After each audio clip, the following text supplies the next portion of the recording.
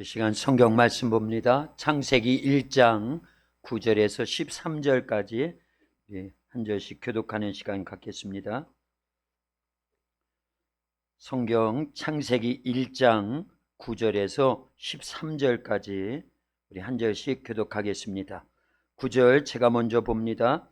하나님이 이르시되 천하의 물이 한 곳으로 모이고 묻이 드러나라 하시니 그대로 되니라. 하나님이 묻을 땅이라 부르시고 모인 물을 바다라 부르시니 하나님이 보시기에 좋았더라. 하나님이 이르시되 땅은 풀과 씨 맺는 채소와 각기 종류대로 씨 가진 열매 맺는 나무를 내라 하시니 그대로 되어 땅이 풀과 각기 종류대로 씨 맺는 채소와 각기 종류대로 씨 가진 열매 맺는 나무를 내니 하나님이 보시기에 좋았더라. 같이요. 저녁이 되고 아침이 되니 이는 셋째 날이니라. 아멘. 오늘 주님 앞에 나오고 또 유튜브로 예배에 참여하고 있는 우리 모든 성도님들을 하나님이 사랑하십니다. 말씀을 통해서 큰 깨달음과 은혜를 더해 주실 줄로 믿습니다. 우리 옆에 분들 앞뒤로 다정하게 인사합니다. 참 잘 오셨습니다. 예수님 사랑으로 사랑합니다. 말씀에 큰 은혜 받으세요. 올해 우리 도학교에 그리고 우리 도학교가 속해 있는 대한예수교 장로의 통합처 큰 주제가 있습니다. 뭐지요? 복음으로 교회를 새롭게, 복음으로 세상을 이롭게. 우리 도학교 올해 표어지요. 제가 먼저 선창하면 여러분들 후창합니다. 복음으로 교회를 새롭게, 복음으로 세상을 이롭게. 아멘. 할렐루야. 이렇게 복음으로 시작된 한 해, 이 복음에 대해서 계속 배우고 있습니다. 요즘 우리는 예수님의 복음에 대해서 계속 말씀을 나누고 있습니다. 복음은 누구라고요? 예수 그리스도라고 로마서 1장 2절에서 4절까지 보면 이 복음은, 그리고 중간에 다 설명을 한 다음에 4절 제일 끝에 보니까 곧 우리 주 예수 그리스도시니라. 그러니까 복음이 예수 그리스도라는 거예요. 복음이 누구라고요? 예수 그리스도가 복음입니다. 할렐루야. 그런데 같은 로마서 1장 16절에 보니까요, 복음은 하나님의 능력이래요. 믿으시면 아멘. 같이 한번 읽어봅니다. 내가 복음을 부끄러워하지 아니하노니 이 복음은 모든 믿는 자에게 구원을 주시는 하나님의 능력이 됨이라. 먼저는 유대인에게요 그리고 헬라인에게로다. 아멘. 할렐루야. 복음이 바로 우리를 구원하는 하나님의 능력이라는 것입니다. 출애굽의 주인공 누구죠? 모세. 하나님의 사람 모세의 손에는 하나님의 지팡이가 들려 있었습니다. 오늘날 생명의 빛 대신 예수님을 구주로 믿는 하나님의 자녀된 우리들 손에는 어떤 지팡이?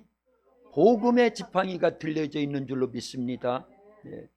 그런데 이 복음의 지팡이는 예수 그리스도의 생애를 재현하게 합니다. 이 복음의 지팡이가 들려져 있으면 사도행전을 재현하게 합니다. 우리 주님 예수님이 우리에게 주신 복음의 지팡이 속에는요, 예수님의 탄생, 예수님의 죽음이 포함되어 있습니다. 예수님의 부활이 포함되어 있습니다. 예수님의 승천이 포함되어 있고요, 예수님이 보내주신 성령의 역사가 포함되어 있습니다. 예수님이 재림이 포함되어 있고, 예수님이 우리를 데리고 천국 가서 영원히 사는, 영생하게 하는 참된 영원한 안식이 포함되어 있는 줄로 믿습니다. 뭐에 포함되어 있다고요? 복음의 지팡이 속에, 예수님이 우리에게 주신 이 복음의 지팡이 속에는 예수님의 탄생, 죽음, 부활, 승천, 성령 역사, 재림, 그리고 영원한 안식이 포함되어 있습니다. 복음의 7단계를 말씀을 드린 거예요. 할렐루야. 그런데 우리가 늘 기도하고 있는 게 있습니다. 이 복음의 7단계 속을 전체를 더 아주 세밀하게, 예수님의 보혈의 권세, 예수님의 부활의 권세, 예수님의 말씀의 권세, 예수님의 이름 권세, 성령의 권세, 그리고 하나님 나라의 권세 하나 빠졌는데, 하나님 자녀의 권세, 할렐루야! 이게 복음의 7단계 속에 또 포함되어 있다, 그 얘기입니다. 이미 우리가 계속해서 기도하고 있던 내용입니다. 예수님의 이름은요 어마어마한 겁니다. 이게 복음의 지팡이 속에 있는 여러 가지 중에 하나인데, 예수님의 이름 권세는 대단합니다. 구원의 이름, 능력의 이름, 죄사함의 이름, 성령 모시는 이름, 기도 응답의 이름, 귀신을 쫓아내는 이름, 병 고치는 이름, 세례 받게 하는 이름, 더 있죠, 더 있죠. 그러나 이만큼만 해도요, 예수님의 이름, 그런데 그게 복음의 지팡이 속에 있는 겁니다. 이런 것들을요 우리 교회에서는 계속 배워나갑니다. 내게 있는 것이요 어마어마한 것이라는 걸 깨달아야 돼요. 그러면 그것을 통해서 엄청난 일들을 할 수 있고요, 내가 영적 자존감이 높아지고요, 그렇구나, 내 안에 보배 중에 보배가 있는데, 질그릇과 같은 우리 속에 보배가 있다고 고린도후서 4장 7절에 기록되어 있잖아요. 그 보배가 바로 이 복음을 얘기하는 겁니다. 예수 그리스도를 얘기하는 거예요. 복음의 7단계를 얘기하는 거예요. 그리고 우리가 늘 기도해왔던 이런 권세들을 얘기하는 겁니다. 이게 우리에게 있습니다. 우리 두 분하고 둘씩 확인하세요. 집사님 속에도 복음의 7단계가 있습니다. 시작. 원래는 이렇게 확인했어야 돼. 집사님 속에 복음의 7단계가 있어요? 이렇게 확인했어야 되는데 분명히 있을 줄로 믿고 그렇게 한 거니까요. 항상 간직해야 됩니다. 깨달아야 됩니다. 있어요. 주머니 속에 100만 원 뭉치가 있으면요 어딜 가든지 든든합니다. 그러지 않습니까? 배고파도 든든해요. 척 꺼내가지고 내면 되니까. 짜장면 주세요, 꽃배기 주세요, 탕수육 주세요. 그런데 돈이 1푼도 없어, 10원도 없이 식당에 들어가면 쭈삣쭈삣 할 수밖에 없죠. 눈치 볼 수밖에 없습니다. 그것처럼요 우리 안에 예수님이 주신 이 복음의 능력이 있다니까요. 내가 복음을 부끄러워하지 아니하노니, 다시 로마서 1장 16절 여러분들이 크게 시작. 내가 복음을 부끄러워하지 아니하노니 이 복음은 모든 믿는 자에게 구원을 주시는 하나님의 능력이 됨이라. 먼저는 유대인에게로 그리고 헬라인에게로다. 아멘. 할렐루야. 이게요 이제 앞으로 더 배울 건데요, 이 복음의 7단계 우리가 연합되어 있다라는 거예요. 예수님이 십자가에서 죽으실 때 나도 연합돼서 죽은 줄로 믿습니다. 그게 갈라디아서 2장 20절에 있지요. 내가 그리스도와 함께 십자가에 못 박혔나니 그런즉 이제는 내가 산 것이 아니요 내 안에 그리스도께서 사신 것이다. 이제 내가 육체 가운데 사는 것은 나를 위하여 십자가에서 죽으신 그 하나님 아버지의 아들 예수님을 믿는 믿음 안에서 사는 것이라는 거예요. 그러니까요 예수님과 연합하는 거예요. 복음과 연합하는 겁니다. 복음의 7단계와 계속 연합해서 살면요 예수님 화됩니다. 사도 바울급의 삶을 삽니다. 마가다락방에 모여서 기도하던 성령 충만 받았던 그 사도들급의 삶을 살고요 120여 명의 성도들급을 살게 되는 줄로 믿습니다. 연합해야 돼요. 할렐루야, 할렐루야. 너무나 감사하죠.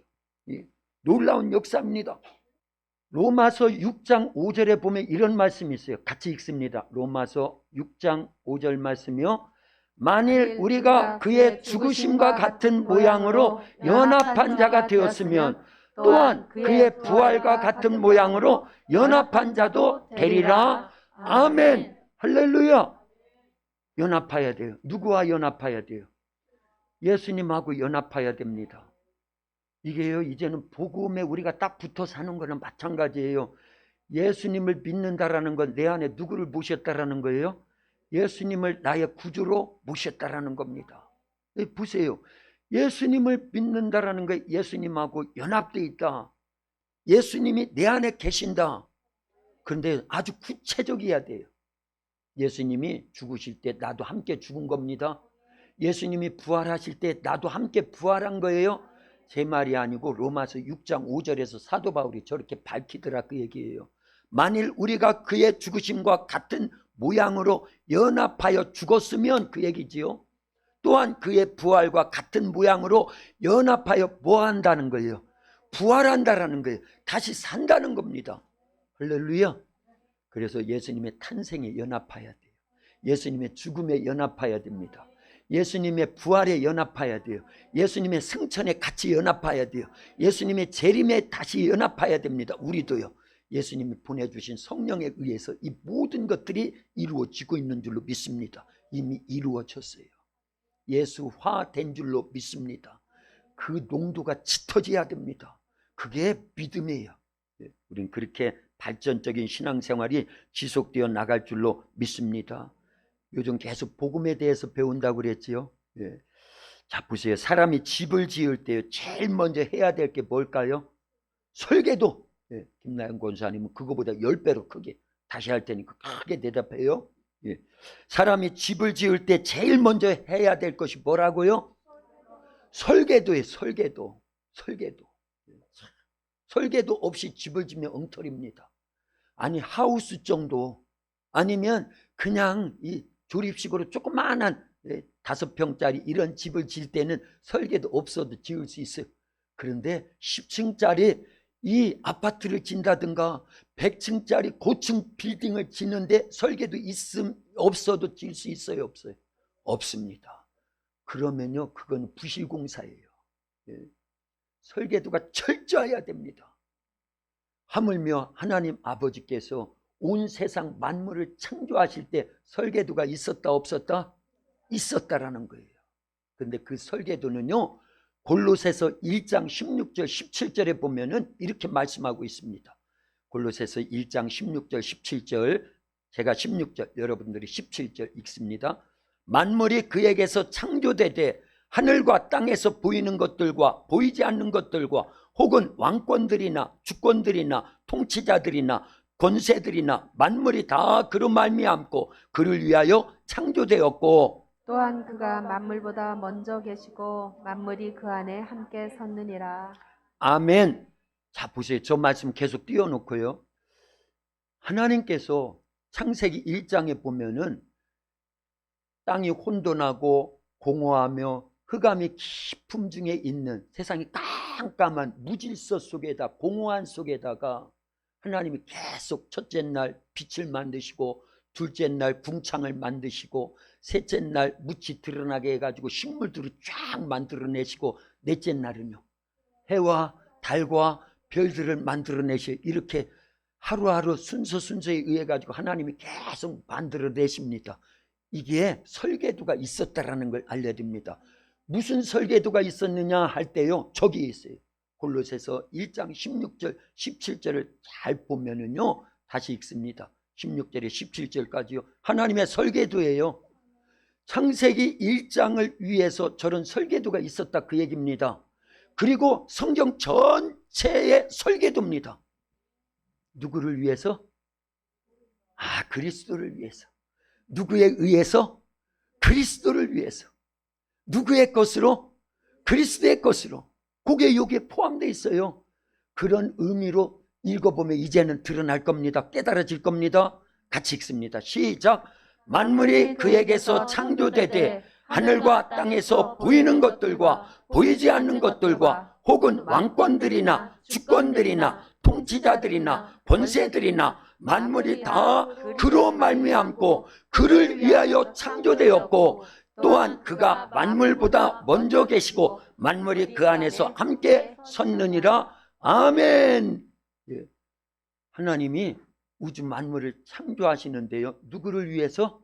예수님을 위해서. 누구에 의해서? 예수님에 의해서. 누구의 것으로? 예수님의 것으로 창조되었다고 골로새서 1장 16절 17절을 아직도 파악이 안 됐으면 집에 가서 저 말씀 막 씹어서 먹어야 돼. 계속 묵상해야 됩니다. 근데 이미 파악됐어요. 하나님은 세상을 누구를 위해서 창조하였다고요? 예수 그리스도를 위해서 창조하셨습니다. 누구에 의해서 창조되었다고요? 예수 그리스도에 의해서 창조되었어요. 누구의 것으로 창조되었다고요? 예수 그리스도의 것으로 창조되었습니다. 목적이 있고 설계도가 있었다 그 얘기입니다. 그래서 창세기를 읽을 때 1장을 특별히 읽을 때는요, 이런 목적을 잘 깨닫고 이런 설계도를 토대로 해가지고 천지 창조를 하셨고 창세기가 쓰여지고 출애굽기가 쓰여지고 레위기, 민수기, 신명기, 구약 전체가 쓰여지고 신약이 쓰여졌구나. 누구를 위해서요? 누구에 의해서요? 누구의 것으로요? 네, 오늘은 그 대답만 하면 100점이에요. 계속 이 대답해야 됩니다. 할렐루야. 예. 자, 하나님은요, 천지를 창조하실 때 설계도의 그 말씀의 핵심이 무엇이냐? 그리스도를 위하여, 그리스도에 의하여, 그리스도의 것으로. 이거 어디서 많이 듣던 말 아니에요? 링컨의 민주주의를 정의함에 있어서요, 어마어마한 설교였어요. 그 연설문에 이게 쏙 들어가 있는 거예요. 예. Of the people, by the people, for the people. 할렐루야. 죄송해요. 우리 90 넘으신 할머니들은 저 방언인가. 제가 오랜만에 영어 한번 써봤어요. 근데 그 people을 빼버리고 그리스도가 들어가야 되는 거예요. 이 링컨은요, 성경의 박사예요. 9살 때 어머니가 돌아가시면서 하나 딱 남겨준 유물이 있었어요. 예, 그게 성경이었어요. 조그만한 성경인데 평생 그 성경을 지니고 다니면서요, 이 링컨은 초등학교도 제대로 졸업을 안 했습니다. 그런데도 대통령이 됐는데 미국 역사 가운데 최고로 훌륭한 대통령이 누구다? 링컨입니다. 노예 해방을 누가 시켰어요? 링컨 대통령 때 한 거예요. 그런데 그는 성경의 박사예요. 다른 건 모르지만 다른 것도 많이 알죠. 어마어마하게 해박하지요. 그러나 성경을 읽고 듣고 묵상하고 그 말씀대로 행하고 살다 보니까 하나님이 주신 하늘의 지혜가 온 거예요. 그런데 성경을 계속 읽고 묵상하고 암송하고 그 말씀대로 살다 보니까 골로새서 1장 16절 17절을 갖고 있었어요. 그러다가 그가 민주주의의 정의에 대해서 딱 연설을 할 때 그대로 인용한 거예요. 그거를요. 국민을 위하여, 국민에 의하여, 국민의 것으로, 그거잖아요. 그런데 하나님은요, 이 세상을 창조하시는 목적, 성경이 기록되는 목적이 뭐냐 할 때요, 사실은 그리스도를 위하여, 그리스도에 의하여, 그리스도에. 대답 안 하면 저도 안 할 겁니다. 다시 합니다. 하나님께서 천지 만물을 창조하실 때 그리스도의 것으로. 할렐루야. 이 세 가지를 잊으면 안 됩니다. 이게 하나님의 설계도였다라는 걸 알려야 돼요. 그러니까 창세기 1장도 누구를 위해서? 예수 그리스도를 위해서 창조하는 거예요. 누구에 의해서? 예수 그리스도에 의해서 창조되는 거예요. 누구의 것으로? 예수 그리스도의 것으로 창조되는 거예요. 그런데 우리는 그동안요, 창세기 1장을 읽을 때 혼돈과 공허와 흑암 가운데 빛을 창조하셨구나. 그런데 그 빛마저 우리는 착각해서 이 태양, 달, 이런 세상을 비치는 물리적인 이런 빛으로 착각하는 사람들도 상당히 많았습니다. 그런데 물리적인 빛, 태양빛은 언제 만드신 거예요? 4일째 만드셔요. 4일째 해와 달과 별은요. 그러니까 물리적인 빛이 아니라는 걸 알 수 있지요. 그것만 파악을 해도요, 이게 이런 빛이 있으라 첫날 빛을 왜 창조하셨을까 할 때 그 내용을 우리 지난주 사실은 배웠어요. 누가 오신다고요? 예수님이 오신다는 거예요. 창조자이신 하나님이신 예수님이 사람의 몸을 갖고 이 땅에 오신다고 하는 선포가 빛이 있으라예요.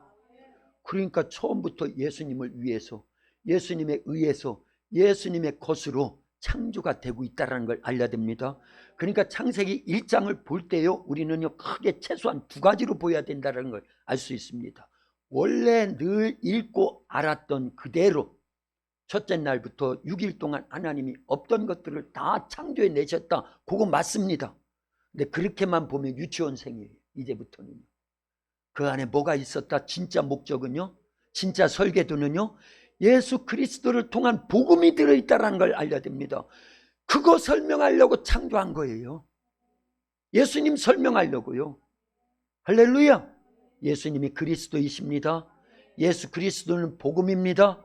창세기 1장은 그거 설명한다 그 얘기예요. 그런데 한 가지가 더 있어요.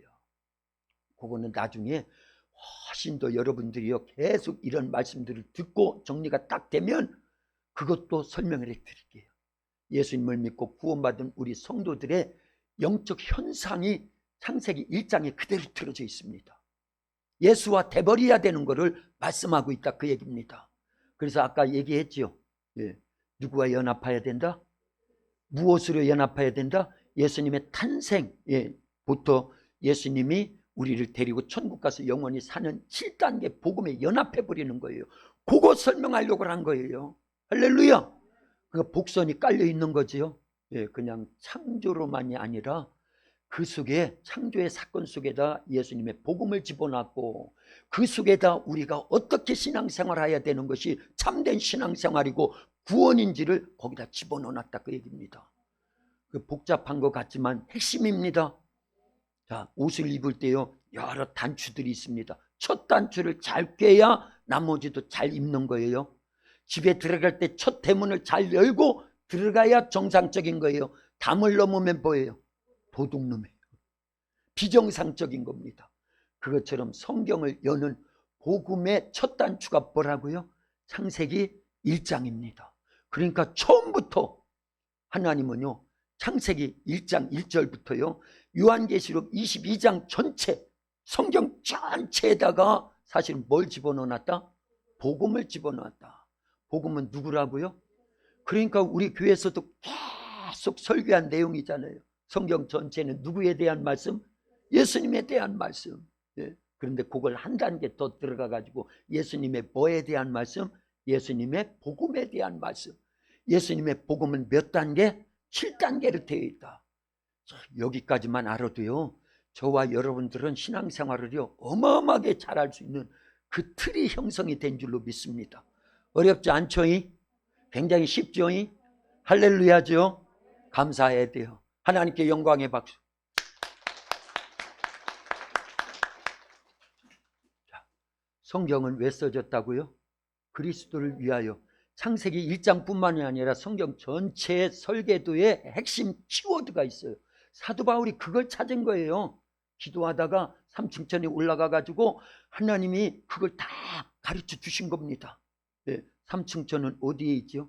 사도 바울이 삼층천까지 셋째 하늘까지 올라갔다고 하는 말씀이요 고린도 후서 12장 1절에 4절까지 보면 나옵니다. 할렐루야. 자, 거기에서 본 게 이걸 본 거예요. 이걸 깨달은 겁니다. 그렇구나. 그러면서 골로새서 1장 16절 17절에 저렇게 표현해 놓은 거예요. 모든 창조의 역사가 누구를 위하여? 누구에 의하여? 누구의 것으로? 어렵지 않아요. 제가 요렇게 했다 뿐이에요. 그리스도를 위하여, 그리스도에 의하여, 그리스도의 것으로. 그거를 누구를 위해서 창조됐습니까? 누구에 의해서 창조됐습니까? 누구의 것으로 창조됐습니까? 이렇게 뒤집었다 엎었다 그것뿐이에요. 어렵지 않지요. 그래서 반복이 필요한 거고요. 그런데 이 굉장한 진리입니다. 이걸 사도 바울이 깨달은 거예요. 그리고 골로새서에다가 저렇게 기록을 해놔서 창세기를 해석할 수 있는 근거를 만들어 놨다 그 얘기입니다. 그러지 않았다 그러면 창세기 1장은 창조 역사로만 우리는 해석하고 받아들이고 그 원초적인 역사로만 알았을 겁니다. 그런데 사도 바울은요 저렇게 해요. 골로새서 1장 16절 17절을 통해서 창조 역사가 창세기 1장이 누구를 위해서? 누구에 의해서? 누구의 것으로? 것으로 창조되었다고 분명히 저렇게 기록해 놨잖아요. 요거 하나가 해석이 되지 않으면 창세기는요 수박 겉핥기 하고 있는 거예요. 그러니 하나밖에 모르는 거죠. 둘을 알고 셋까지 알려 진짜 아는 건데 하나님은 진짜 그러기를 원하고 계십니다. 창세기 1장을 통해서 창조 역사만 아는 거예요? 복음까지 알려야 되는 거예요. 복음까지만 알려야 되는 거예요? 그것이 나의 영적 생활에 적용돼서 연합하라는 거예요. 연합하라는 겁니다. 그러면 우리도 예수님의 생애를 재현한다 그 얘기입니다. 사도행전을 재현한다 그 얘기입니다. 이제 그 단계로 가고 있는 거예요. 어마어마한 주님의 말씀을 우리에게 허락해 주신 줄로 믿습니다. 자, 보세요. 하나님께서 천지 창조시 6일 동안 지으시고 제7일에는 안식하셔요. 그렇죠? 그게 창세기 1장 끝과 창세기 2장 앞부분까지를 지금 말씀드린 겁니다. 그런데 왜 하나님께서 창조의 역사를 7단계로 천지 창조하셨는데 왜 7단계로 하셨느냐는 거예요.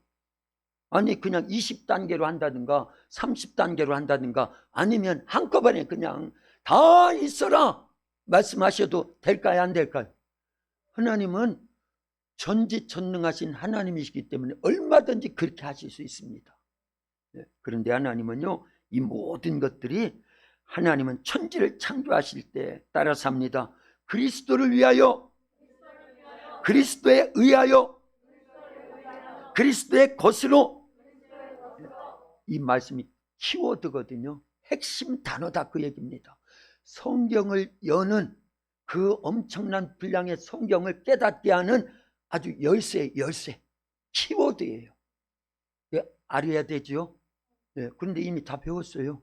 이제는 성경을 볼 때마다 우리는 그리스도를 위한 것이구나, 그리스도에 의한 것이구나, 그리스도의 것으로 성경이 기록되어 있구나. 그러니까 성경의 창조 역사도 출애굽의 역사도 그리고 이스라엘의 모든 왕정 시대를 전체 총망라해서 누구를 위하여, 누구의 것으로, 누구에 의해서, 예수 그리스도에 의해서 다 이런 목적을 갖고 기록을 했고 그런 역사가 진행됐구나. 이제 눈치 빠른 분들은 딱 파악이 된 줄로 믿습니다. 할렐루야. 자, 보세요. 이렇게요. 진도가 너무 빨라서 지금 이해 속도가 너무 빨라가지고 제가 준비한 내용들 팍팍팍 넘길 수 있는 겁니다. 지난주에 우리 똑같은 이 시간에 창세기 1장 앞부분을 봤어요. 그래서 창세기에 나타난 복음 첫 번째 나눴습니다. 첫날에 대해서. 그때 3절에 보면 하나님께서 창조 역사 6일 동안을 창조하는데 첫째 날 뭐를 창조하셔요? 빛을 창조하실 때 하나님이 하신 말씀이 뭐예요? 빛이 있으라 그럽니다. 그랬더니 빛이 있었어요. 저녁이 되고 아침이 되니 이는 첫째 날이라. 그런데 이 빛이 있으라라는 뜻은요, 그냥 물리적인 빛이 아니라 누가 오신다? 하나님, 창조자이신 하나님이 사람이 돼서 이 땅에 오신다라고 하는 선포의 말씀이 뭐라고요? 빛이 있으라. 할렐루야. 설교 말씀 잘 들은 거예요. 그걸 근거하고 있는, 그걸 뒷받침해주고 그걸 명확하게 설명해주고 있는 말씀이 요한복음 1장 1절에서 4절까지에 보면 이런 말씀으로 기록되어 있습니다. 우리 한 절씩 교독합니다. 요한복음 1장 1절에서 4절입니다. 태초에 말씀이 계시니라. 이 말씀이 하나님과 함께 계셨으니 이 말씀은 곧 하나님이시니라. 그가 태초에 하나님과 함께 계셨고 만물이 그로 말미암아 지은 바 되었으니 지은 것이 하나도 그가 없이는 된 것이 없느니라. 그 안에 생명이 있었으니 이 생명은 사람들의 빛이라. 아멘. 요 말씀이 딱 따라오야 사실은 창세기 1장 첫 번째 날 빛이 있으라 하신 내용이 바로 그 빛은 예수 그리스도구나, 예수님이 오신다라고 하는 선포구나. 이걸 깨닫는다고 우린 들었지요. 확실하지요? 그렇게 믿지요? 그걸 더 확실하게 증명해 주는 말씀이요, 고린도후서 4장 6절 말씀입니다. 이렇게 기록되어 있습니다. 이건 사도 바울이 고백하는 거예요. 고린도후서 4장 6절 같이 읽습니다. 우리 아이들도요, 학생들도요, 정신 똑바로 차리고 읽는 거예요. 이건요, 어마어마한 말씀을 듣는 겁니다. 일생일대 여러분들이 성경을 볼 수 있는 키워드예요. 핵심입니다. 같이 읽어요. 시작. 어두운데 빛이 빛이라 말씀하셨던 그 하나님께서 예수 그리스도의 얼굴에 있는 하나님의 영광을 아는 빛을 우리 마음에 비추셨느니라. 아멘. 말씀 그대로 놓고 잘 보세요. 어두운데 빛이 빛이라. 언제 저런 말씀을 하셨어요? 창세기 1장의 첫날 빛을 창조하실 때 하나님이 하신 말씀이 저 말씀이라는 거예요. 그걸 사도 바울은 깨닫고 부연 설명을 하는데 누구를 보내주시겠다고 하는 말씀으로 들려오야 된다고요? 예수님이 오신다고 하는 말씀으로 저렇게 해석한 거예요. 어두운데 빛이 빛이라 말씀하시던 그 하나님께서 예수 그리스도의 얼굴에 있는 하나님의 영광을 아는 빛을 우리 마음에 비추셨느니라. 저게 어려운 말 같은데요, 결국은 빛이 있으라 하신 그 하나님이 예수 그리스도를 이 땅에 우리에게 보내주셨다, 그건 뜻이라는 거예요. 할렐루야. 틀림없습니다. 틀림없어요. 네. 그러면 둘째 날에 하나님께서 뭐를 창조하셨죠? 궁창을 창조하셨어요. 궁창을요. 그런데 궁창 아래의 물과 궁창 위의 물로 나뉘었다라는 거예요. 이 나뉘었다라는 단어는요, 다 찾아보면은 어디에 딱 주목되냐면은 마태복음 27장 50절 51절까지를 딱 주목이 됩니다. 예수님께서 십자가에서 돌아가셨을 때, 운명하실 때 성소와 지성소 사이에 가려 놓았던 휘장이 갈라졌어요. 나누어졌다, 그 얘기입니다. 그렇다고 하면 둘째 날 궁창을 만드시고 궁창 위에 물과 궁창 아래의 물로 나뉘었다라는 건 이건 복음을 설명하려고 하는 거예요. 예수 그리스도를 설명하려고 하는 거예요. 예수 그리스도의 뭐를 설명하려고요? 예수님의 죽음을 설명하는 거다, 그 얘기입니다. 같이 읽어봅니다. 마태복음 27장 50절은 제가, 51절은 여러분들이요. 예수께서 다시 크게 소리 지르시고 영원히 떠나시니라.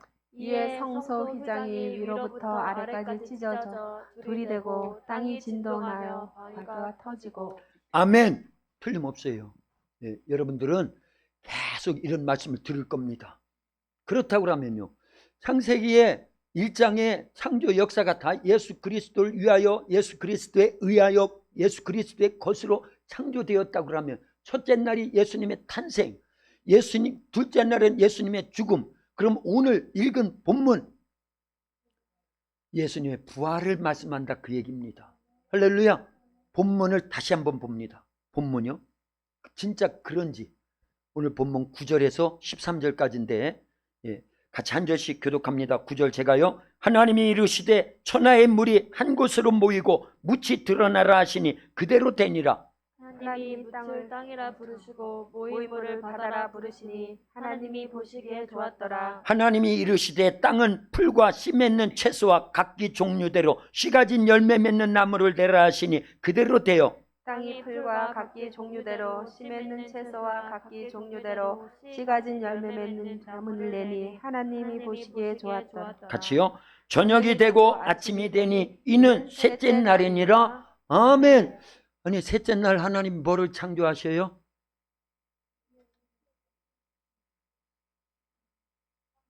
땅. 땅이 드러나게 했어요. 묻이 드러나라. 그리고 거기에다가 모든 식물들을 하나님이 창조하셨어요. 자, 여기에 드러난다.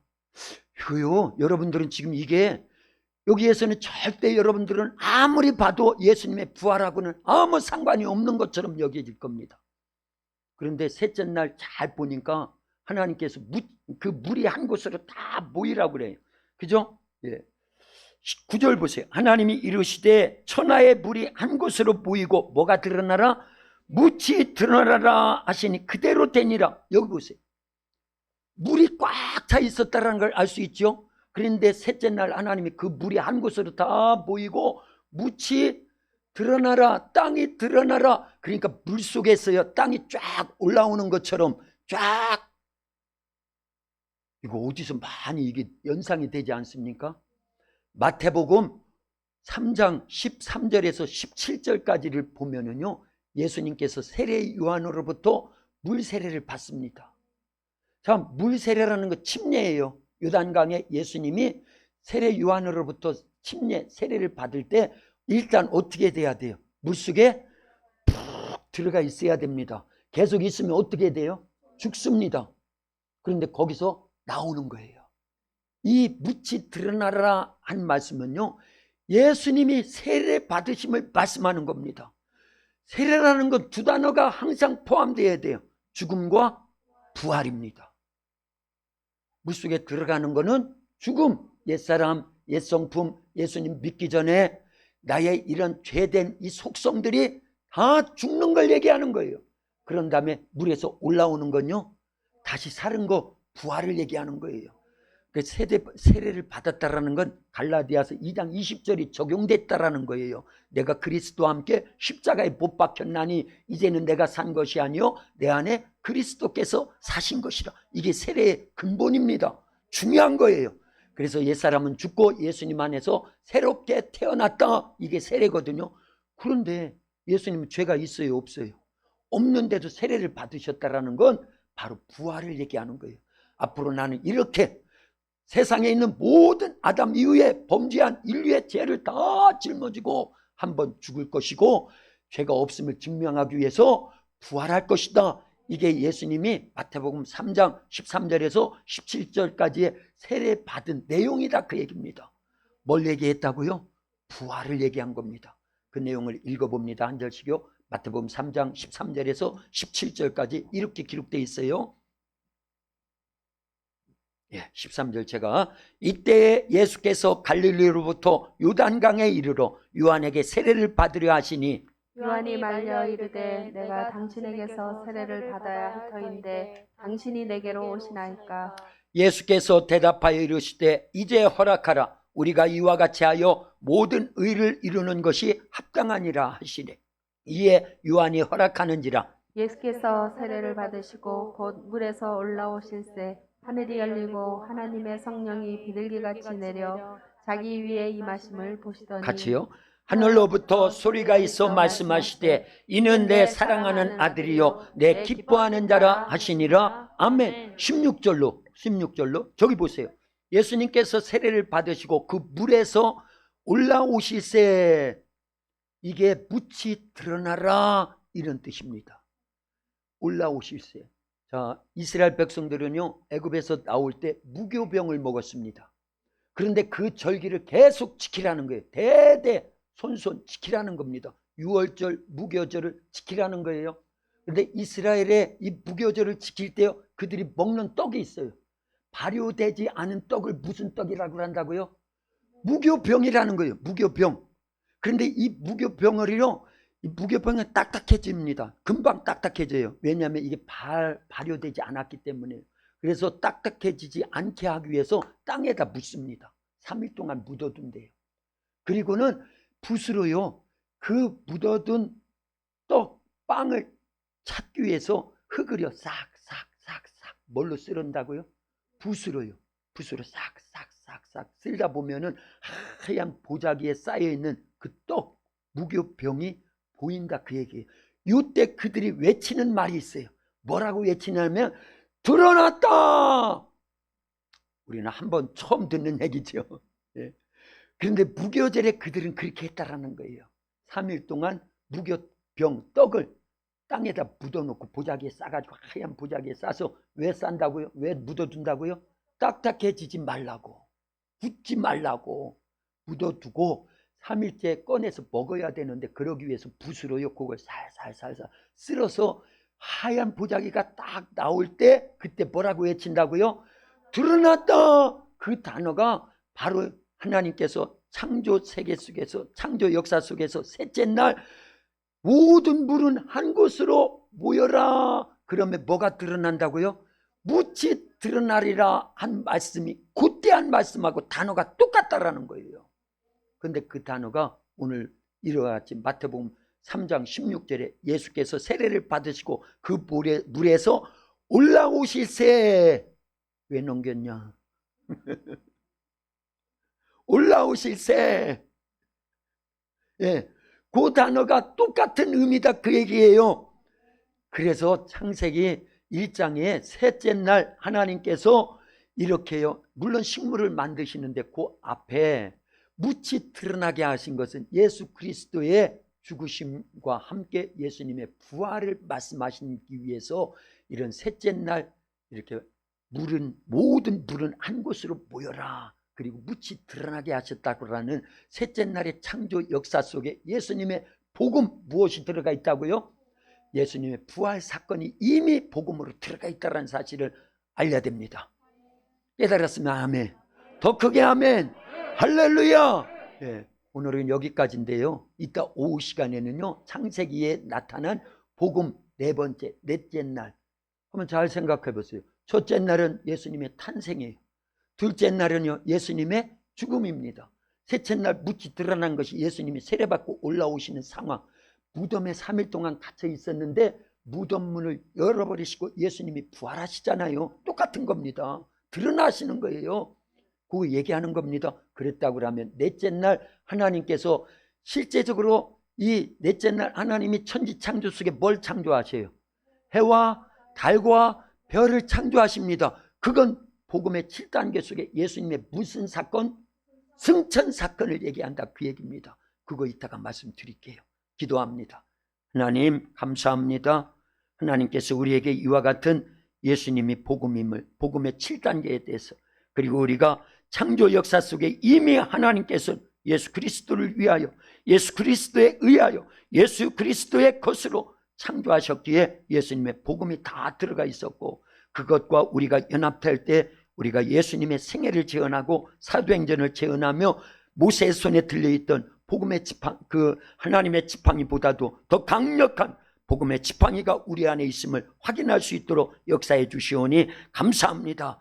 하나님, 성령께서 우리에게 지혜와 계시의 영으로 역사해 주시옵소서. 그래서 사도 바울이 3층전 셋째 하늘에 올라가서 보았던 하나님의 설계도 우리에게는 성령님께서 이미 다 가르쳐 주시고 깨닫게 해주시고 믿게 해주시고 복음에 능력하여 이 땅을 살아가게 하시오니 감사합니다. 계속되는 말씀 잘 깨닫고 삶에 적용하여 주님이 원하시는 복음의 능력으로 이 땅을 승리하며 살아가도록 축복하옵소서. 예수님의 이름으로 기도하옵나이다.